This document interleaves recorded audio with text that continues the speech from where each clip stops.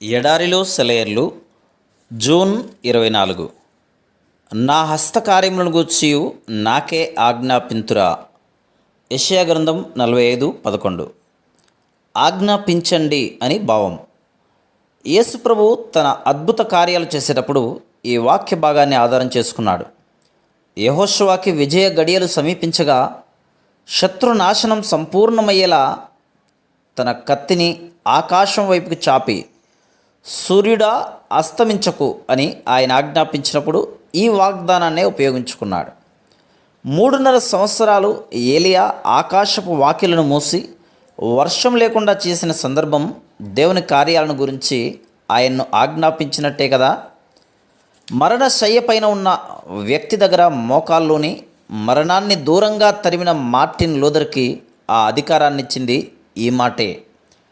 దేవుడు మనల్ని తనతో ఒక ఉత్కృష్టమైన సంబంధాన్ని కలిగి ఉండడానికి పిలుస్తున్నాడు.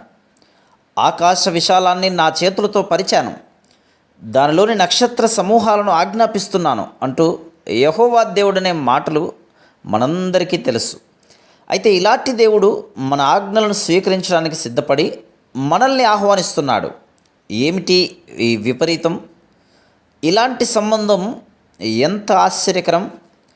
దేవుణ్ణి ఆజ్ఞాపించడానికి మనకున్న అవకాశానికి నత్తిగా అవిశ్వాసంతో మనం చేసే సగం ప్రార్థనలకి పొంతనే అక్కడ.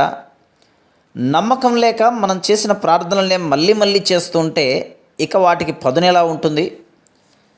తన ఇహలోకపు అవతారంలో దేవుడైన యేసుక్రీస్తు చాలాసార్లు మనుషుల ఆజ్ఞల కోసం అడిగాడు. యెరికో పట్టణంలో ప్రవేశిస్తూ ఉన్నప్పుడు గ్రుడ్డి వాళ్ళు ఎదురైతే తనకై తాను ఏమీ చేయలేదు. నేను మీకు ఏమి చేయాలని కోరుతున్నారు అంటే చెప్పండి, నేను సిద్ధంగా ఉన్నాను అన్నట్టే కదా. తన మహిమల తాళపు చెవిని సురేఫునికయ స్త్రీకి అప్పగించి నీ ఇష్టం, ఏం కావాలో తీసుకో అన్నట్టు యేసుక్రీస్తు ప్రవర్తించలేదా? తన పిల్లలను ఎలాంటి ఉన్నత స్థానానికి వాగ్దానం ద్వారా దేవుడు హెచ్చిస్తూ ఉన్నాడో మన మానవ జ్ఞానం అర్థం చేసుకోగలదా? ఆయన ఏమంటున్నాడు? నా మహిమ ప్రభావాలన్నీ నీ ఆధీనంలో ఉన్నాయి, నా నామం చొప్పున నువ్వు ఏది అడిగినా నేను నెరవేరుస్తాను.